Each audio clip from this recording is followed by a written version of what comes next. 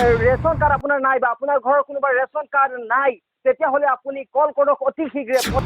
আপুনি বিনামূলীয়া চাউল লাভ কৰা নাই নেকি যদি আপুনি বিনামূলীয়া চাউল পোৱা নাই তেন্তে আপোনাৰ বাবে এই খবৰটো অত্যন্ত প্ৰয়োজনীয় ৰঞ্জিত দাসে ডাঙৰ ঘোষণা কৰিছে 40 লাখ ৰেচন কাৰ্ডৰ হিতাধিকাৰীৰ বাবে 40 লাখ ৰেচন কাৰ্ডৰ হিতাধিকাৰীৰ বাবে ভাল খবৰ দিছে চৰকাৰে এতিয়া টকা নালাগে আপোনাৰ পদুলিতে দিব ৰেচন কাৰ্ড আপুনি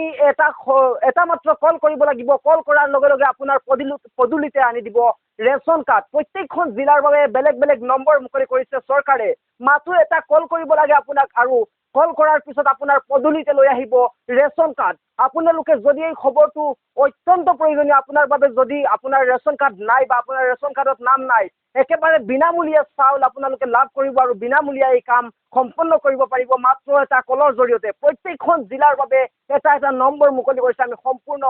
ভিডিঅ'ত আমি সকলো ডিষ্ট্ৰিক্টৰ সকলো জিলাৰ নাম্বাৰ আমি আপোনালোকক দিম আপোনালোকে এই নাম্বাৰসমূহ টুকি ল'ব কোনো দুখীয়া বাকী নাথাকে ৰেচন কাৰ্ডৰ নাম নথকা কোনো দুখীয়াৰ যে ৰেচন কাৰ্ড নাথাকিব সেয়া কথাই হ'ব নোৱাৰে 40 লাখ ৰেচন কাৰ্ডৰ হিতাধিকাৰীৰ বাবে 40 লাখক দিব ৰেচন কাৰ্ড এতিয়া মন্ত্ৰী ৰঞ্জিত দাসে ডাঙৰ এক ঘোষণা কৰিছে আৰু এতিয়া অতি শীঘ্ৰে আপুনি লাভ কৰিব পাৰিব মাত্ৰ এটা কল কৰিলে আপুনি কেনেকৈ লাভ কৰিব আমি সবিস্তাৰে কৈ আছো যদি আপুনি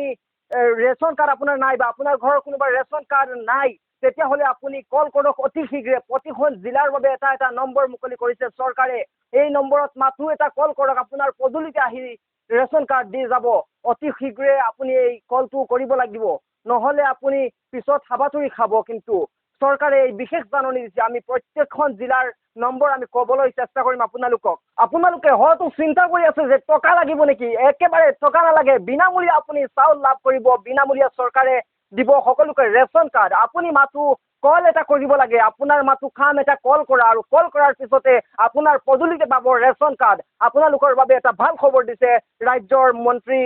ৰঞ্জিত দাসে আৰু ৰঞ্জিত দাসে প্ৰত্যেকখন জিলাৰ বাবে এটা নম্বৰ মুকলি কৰিছে আমি আপোনালোকক নম্বৰ কেইটা সবিশেষ কৈ আছো আপোনালোকক উদালগুৰিবাসীৰ বাবে দিছে নাম্বাৰ 9833202586 আকৌ কৈ আছো 9833202586 পশ্চিম কাৰ্বি আংলংবাসীৰ বাবে যিটো নাম্বাৰ দিছে 9101268972 আকৌ কৈ আছো 9101268972 চিৰাংগৰ বাবে দিছে চিৰাংবাসীৰ বাবে দিছে নাম্বাৰ 825602244434 আকৌ কৈ আছো 825602244434 শোণিতপুৰবাসীৰ বাবে দিছে নাম্বাৰ যিটো শোণিতপুৰবাসীৰ বাবে এই নাম্বাৰটো শোণিতপুৰবাসীয়ে লৈ লওক 8638202128 শোণিতপুৰবাসী এই নাম্বাৰটো আকৌ কৈছো লৈ লওক 8638020128 দক্ষিণ খালমাৰাবাসীৰ বাবে এইটো নাম্বাৰ দিয়া হৈছে 7086592978 এইটো নাম্বাৰ আকৌ কৈ আছো 7086592978 নগাঁও জিলাৰ বাবে দিয়া হৈছে এইটো নাম্বাৰ 7896118599 নগাঁওবাসীৰ বাবে আকৌ কৈ আছো নাম্বাৰটো 7896118599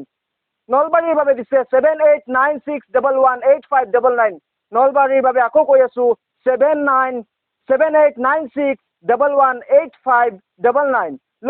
লখিমপুৰৰ বাবে দিছে এটা নাম্বাৰ যিটো নাম্বাৰ আপোনালোকে লখিমপুৰবাসীয়ে লৈ লওক এইটো নাম্বাৰ 813502788519 হুজাইবাসীৰ বাবে এইটো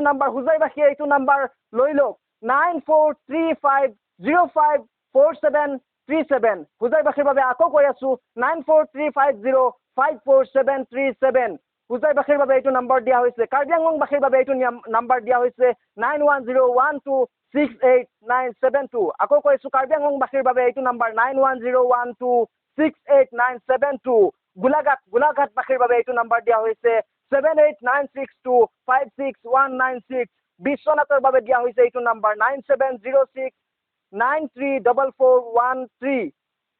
আৰু সকলোৰ বাবে এটা টল ফ্ৰী গোটেই অসমবাসীৰ বাবে এটা টল ফ্ৰী নাম্বাৰ দিয়া হৈছে এই টল ফ্ৰী নাম্বাৰটোত আপোনালোকে কল কৰিলে গোটেই অসমবাসীৰ বাবে এইটো নাম্বাৰ দিয়া হৈছে আপুনি এইটো নাম্বাৰত কল কৰিলে যিকোনো ঠাইৰ পৰা লাগিব যিকোনো ডিষ্ট্ৰিক্টৰ পৰা আপোনাৰ এইটো নাম্বাৰত কল লাগিব এইটো নাম্বাৰ অতি প্ৰয়োজন এইটো নাম্বাৰ সকলোৱে লওক সকলো জিলাৰ বাবে এইটো নাম্বাৰ অত্যন্ত প্ৰয়োজনীয় 1800345361 এইটো নাম্বাৰ আকৌ কৈ আছো 18003534 5361 এইটো নাম্বাৰ সকলো জিলাৰ বাবে যিকোনো জিলাৰ পৰা এইটো নাম্বাৰত কল কৰি আপুনি অভিযোগ দিব পাৰিব আপোনাৰ ৰেচন কাৰ্ড নাথাকিলে আপুনি ৰেচন কাৰ্ডৰ বিষয়ে জানিব পাৰিব এই নাম্বাৰটো টল ফ্ৰী নাম্বাৰ আছে যিকোনো জিলাৰ পৰা এইটো নাম্বাৰত কল কৰি আপুনি জানিব পাৰিব ৰেচন কাৰ্ডৰ বিষয়ে আপুনি অতি শীঘ্ৰে কল কৰক আৰু আপোনাৰ ৰেচন কাৰ্ডখন লাভ কৰক আৰু ভিডিঅ'টো যিমান পাৰে শ্বেয়াৰ কৰি দিয়ক যাতে আন 10 জনেও এই সুযোগ লাভ কৰিব পাৰে আৰু সকলোৱে ৰেচন কাৰ্ড লাভ কৰিব পাৰে দুখীয়াৰ বাবে এই খবৰটো অত্যন্ত প্ৰয়োজনীয় সেই কাৰণে আপোনালোকে দুখীয়াৰ স্বাৰ্থত এই ভিডিঅ'টো যিমান পাৰে শ্বেয়াৰ কৰি দিব